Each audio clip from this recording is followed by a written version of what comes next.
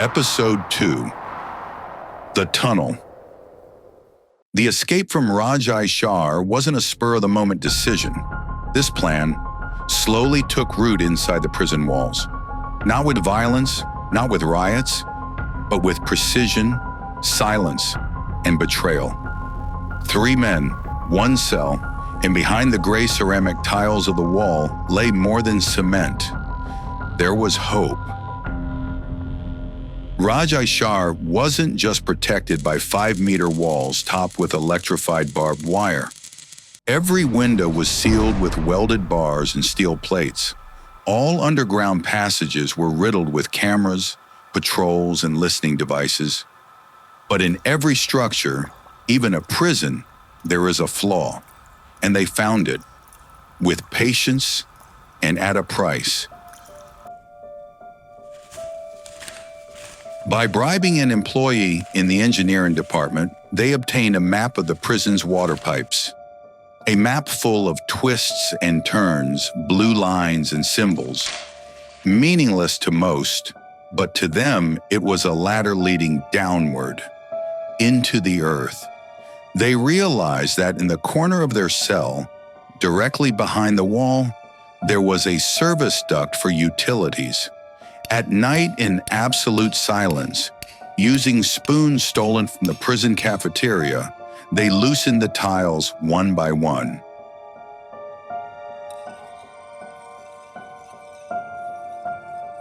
To cover their tracks, they built a disguised panel from those very same tiles. Delicate, precise, deceptive. Behind that wall was solid concrete. And now it was time to play with real tools. Their excuse for bringing in a drill? Drilling holes to mount a clothesline. A simple reason, but clever. With the help of their inside contact in the engineering department, they got the essentials. A drill, some cement, extra tiles, and plaster.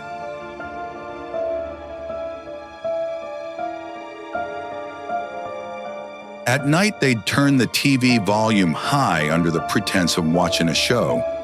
In their ward, Sadiq laughed, danced, and shouted along with other inmates. But behind those laughs, behind that wall, the drill was gnawing through the concrete. The tunnel slowly took shape. First a small cavity, then a narrow space just big enough for a crouching man to slip through. But this was no ordinary passage. Its narrowness required thin bodies. So Sadiq began to fast. Not a religious fast, a fast for survival. Ali Ashraf, meanwhile, pretended to grow more devout, winning the trust of the prison clerics so suspicion wouldn't fall on him.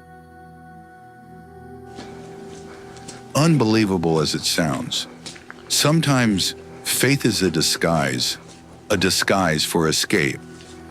After weeks of work, the tunnel reached another wall, lower down somewhere near the prison's boiler room. But what lay beyond that wall, they didn't know. For several nights, the work stopped, not out of fear, but because of the unknown. They needed fresh intel. They got another map. This one showed that behind the wall was indeed the boiler room. The key detail, there were no cameras in the boiler room. They dug again. That night, the tunnel reached the boiler room. 3 men, tired, dusty, and hungry, hit the final wall. They built another false panel there, this time from styrofoam, plaster, and a little cement. They had learned to cover their tracks with the most ordinary scraps. This escape wasn't just about digging. It was a masterpiece of deception. And the boiler room was the starting point for the next stage of their plan.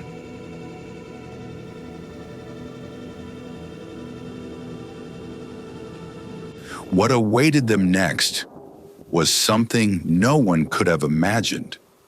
Once the tunnel reached the boiler room, everything had to move faster. Not just because of the risk of discovery, but because time itself was against them. Sadiq had only a few weeks left before his execution date. Escape was no longer an option. It was his last breath. The boiler room housed a few aging machines, oil-stained walls, rusted pipes, a forgotten space in the prison's lower level. No cameras, no patrols, and the sound of drilling disappeared into the machinery's hum, but it had no exit.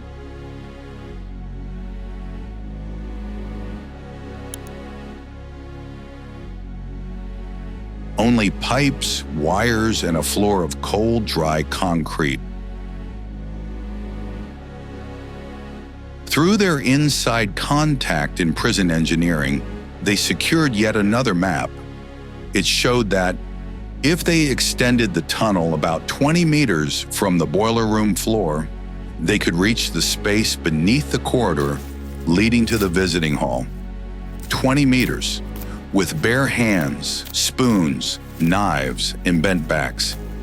Each night, the soil had to be collected in plastic bags, smuggled out during yard time, and scattered across the grass.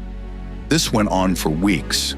Nights filled with calloused hands, eyes burning from exhaustion, and minds always fearing one thing: betrayal from within. But at last, they arrived beneath the visiting hall.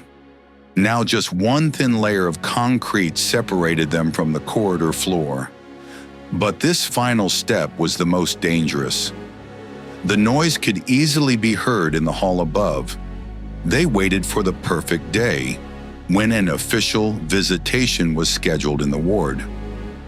Crowds, footsteps, voices, the perfect cover.